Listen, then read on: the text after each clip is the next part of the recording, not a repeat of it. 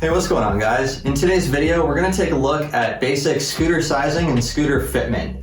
The number one question that we get asked by beginner riders is, what size scooter should I buy?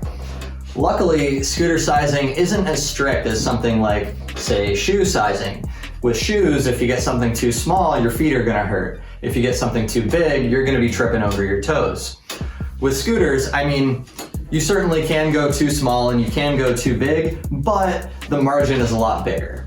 We have general guidelines of how we like to fit scooters, so if you don't really have a preference yet as to what size you really like, you can go off of these general guidelines and that'll be a really good starting point. And then as you ride and develop experience, you'll find that you develop certain preferences, and then your next parts or your next scooter might be a little bit smaller or a little bit bigger. We can take a look at some pro riders and what they prefer. For example, if you look at someone like Dakota Schutz, he has a much smaller scooter than what we would normally recommend. But that's okay because it suits his riding style. His handlebars are going to be much lower, and that makes the scooter much easier to whip around and more maneuverable, which is really great for the kind of riding he does. He does a lot of park riding, he's doing a lot of air tricks and things like that.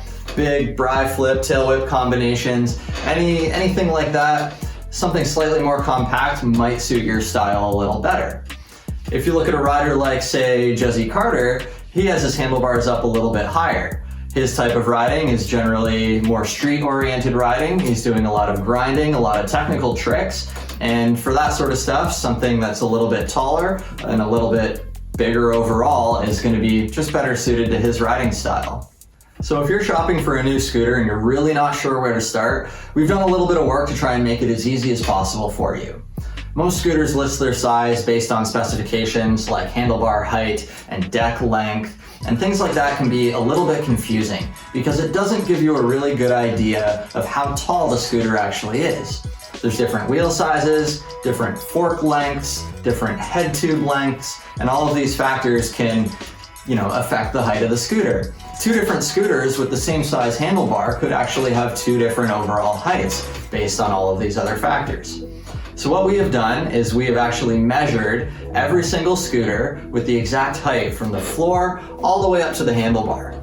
So you can use this specification to try and pick out your new scooter. What you should do is get a tape measure and measure from the floor all the way up to your waistline or where your belt is.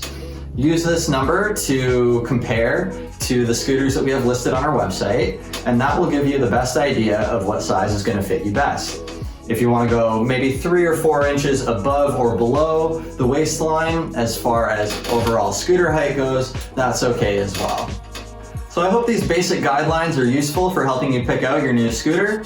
If you still have questions, you can drop us a comment down below or head over to jibsactionsports.com and drop us a line and we'd be happy to help out with any of your questions. You can also drop into the store and we can help size you up personally to a brand new scooter.